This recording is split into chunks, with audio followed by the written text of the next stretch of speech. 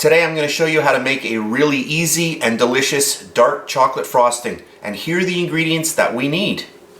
4 cups of icing sugar. This is also called confectioner sugar or powdered sugar. 1/2 cup of butter, and I'm using salted butter in this recipe. 6 tablespoons of unsweetened cocoa powder. 1 teaspoon of vanilla extract. And our last ingredient, 6 tablespoons of milk. So those are the ingredients, so let's get started. For our next step, I'm going to get my butter into a large pot. We'll get the milk in there as well. Grab our cocoa powder and get that in. So 3 ingredients into our pot. I'm going to grab the back of a spoon and just push everything through. Okay, that's good.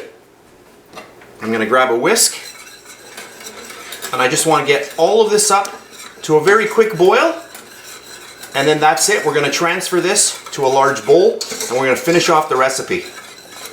And you want this on a lower heat to start off. I've only got this at around 1.5 out of, how many on there? About 6. So just get all of that mixed. This is a little portable hot plate that I am using here.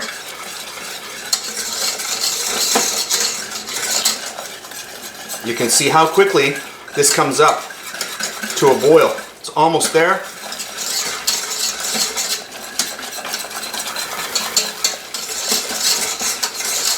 A little bit more. And that's good.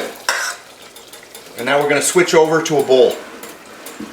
And then I'm just going to pour all of this into a bowl. And don't worry if you see it separating. As soon as we put the sugar in, it's all going to come together. And then we'll add in our powdered sugar.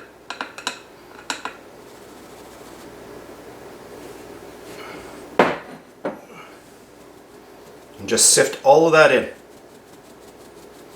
So that's 4 cups of confectioner sugar. Then I'll just push the remainder through with my fingers, and that's perfect. I'm going to grab my hand mixer. Speed number 1, and now we're just going to start mixing all of this together. You can see how rich and dark this frosting is. And we have one last ingredient, our vanilla, which I'm going to add in once all of this is mixed.